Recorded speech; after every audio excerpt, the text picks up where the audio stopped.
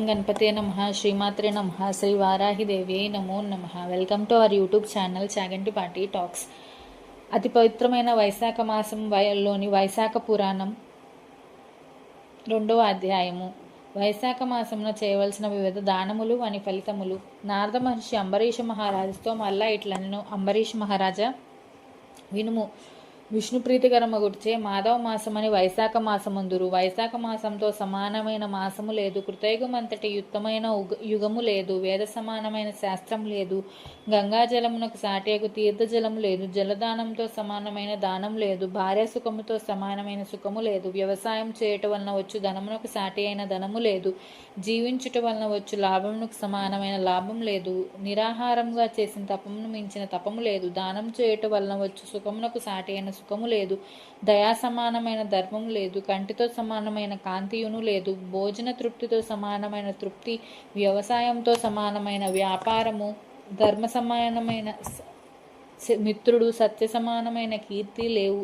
ఆరోగ్యముతో సమానముగా అభివృద్ధి, శ్రీ మహావిష్ణు సమ్ముడైన రక్షకుడు, వైశాఖ మాసము సమానమైన మాసము లేవని కవులు వర్ణించుచున్నారు. శేషసాయియగు శ్రీ మహావిష్ణువునకు వైశాఖ మాసం మిక్కిలి ప్రియమైన మాసము. ఇట్టి మాసమున వ్రతమును పాటింపక వ్యర్థముగా గడిపిన వాడు ధర్మహీనుడొకటియే కాదు, పశుపక్షాది జన్మలను అందుచున్నాడు. వైశాఖ మాసం వ్రతమును పాటించిన వాడు చెరువులు త్రవ్వించుట, యజ్ఞయాగాదులు చేయించుట మొదలగు వాని ఎన్ని ధర్మకార్యములను చేసినను వైశాఖ మాస వ్రతమును పాటింపనిచో అవి అన్నీ వ్యర్థములగుచున్నవి.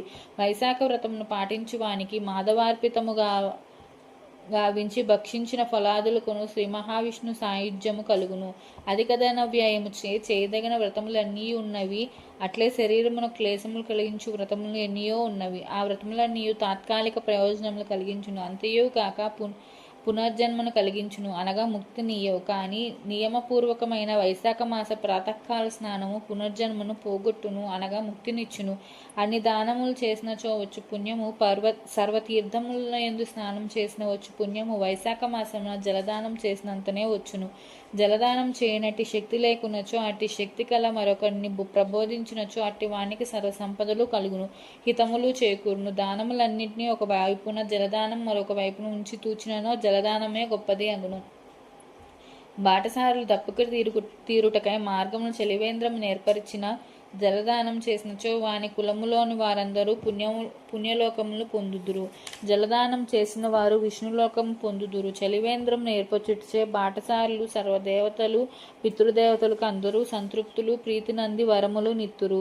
ఇది నిస్సంశయంగా సత్యం సుమ. దప్పిక గలవాడు నీటిని కోరును, ఎండ బాధపడినవాడు నీడను కోరును, చెమట పట్టినవాడు విసురుకొనుటకు విసనకర్రను కోరును. కావున వైశాఖ మాసమున కుటుంబ సహితుడైన బ్రాహ్మణునకు జలము, నీరు కల చెంబును, గొడుగును, విసనకర్రను దానమియ్యవలను. నీటితో నిండిన కుంభమును, ఉదకుంభమును దానమియ్యవలెను. ఇట్లు దానం చేయని వాడు చాతక పక్షియే జన్మించును. చాతక పక్షి భూస్పర్శ కల నీటిని తాగిన చనిపోవును. కావున మబ్బు నుండి పడుచున్న నీటి బొట్టుల కింద పడకుండా ఆకాశమునే త్రాగి ఉండును. ఆ నీరే వానికి జీవనాధారమైన ఆహారమని కవులు వర్ణింతురు. దప్పిక కలవానికి చల్లని నీటినిచ్చి ఆదరించిన వానికి కొన్ని రాజసూయ యాగములు చేసినంత పుణ్యఫలము కలుగును. ఎండకు దడిసిన వానికి బ్రాహ్మణునకు విసనకర్రతో విసిరి ఆదరించిన వాడు పక్షిరాజే త్రిలోక సంచార లాభను పొందుదురు. అట్లు జలము నీయని వారు బహువిధములైన వాతరోగం నుండి పీడితులగుదురు. ఎందుకు దడిసిన వానికి విసురుటకు విసనకర్రలెంచో పైబట్ట ఉత్తరీయం వగైరతో విసిరినవాడు పాప విముక్తుడై విష్ణు సాయుధ్యం పొందును. పరిశుద్ధమైన మనస్సుతో భక్తితో తాటియాకు విసనకర్రనిచ్చినను సర్వపాప విముక్తుడే బ్రహ్మలోకము పొందుతును. అలసటను వెంటనే పోగొట్టునట్టి విసనకర్ర నీయని వాడు నరకలోక బాధలను పొంది భూలోకమున పాపాత్ముడై జన్మించును. గొడుగును దానం చేసినచో అది భౌతిక, అధిదైవిక, ఆధ్యాత్మిక దుఃఖములు నశించును. విష్ణుప్రియమైన వైశాఖ మాసమున గొడుగు దానం ఇయ్యని వాడు నీడలేని వాడే పిశాచమై బాధపడును. వైశాఖ మాసమున పాదుకలు దానమిచ్చిన వాడు యమదూతలను తిరస్కరించి విష్ణులోకం చేరును. మరియు నిహలోకమున బాధలు పొందడు, సర్వసుఖములను పొందును. చెప్పులు లేక బాధపడు వానికి, చెప్పులు లేవని అడిగిన వానికి చెప్పులు దానం చేసినవాడు బహుజన్మలలో రాజగును. నిరాధారులకు బాటసారులకు ఉపయోగించినట్లుగా అలసట తీరినట్లుగా మండపం మున్నగు వానికి నిర్మించిన వాని పుణ్య పరిణామమును బ్రహ్మ ఇను చెప్పజాలడు. మధ్యాహ్న కాలమున అతిథిగా వచ్చిన వానికి బ్రాహ్మణునికి ఆహారం ఇచ్చి ఆదరించినచో అనంత పుణ్యము కలుగును. అంబరీష మహారాజా, అన్నదానం వెంటనే తృప్తి కలిగించును. దానములలో అతి ఉత్తమమైనది. కావున అన్నదానంతో సమానమైన దానం లేదు.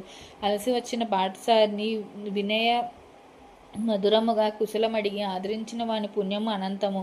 ఆకలి గలవానికి భార్య సంతానము, గృహము, వస్త్రము, అలంకారం మున్నగు వానికి ఇష్టములు కావు, ఆవశ్యకములు కావు. అన్నం మాత్రమే ఇష్టము, ఆవశ్యకము. కానీ ఆకలి తీరినచో ఇవన్నీ ఇష్టము, ఆవశ్యకమగును. అనగా అన్నము, భార్య మున్నగును వారికంటే ముఖ్యమైనది, ప్రశస్తమైనది. అట్టి అన్నదానము అన్ని దానముల కంటే ఉత్తమమైనది అని భావన. కావున అన్ని దానములతో సమానమైన దానము ఇంతకు ముందేది లేదు, ముందు కాలంలో కూడా ఉండబోదు. వైశాఖ మాసమున అలసిన బాటసారికి బ్రాహ్మణునికి జలదానము, ఛత్రదానము, వ్యజనదానము, పాదుకాదానము, అన్నదానం మున్నగను వాటిని చేనువారు పిశాచమై ఆహారం దొరకక తన మాంసమును భక్షించుటకు దురవస్థను పొందుదురు. కావున అన్నదానం మున్నగు వాణ్ణి యథాశక్తిగా చేయవలయను.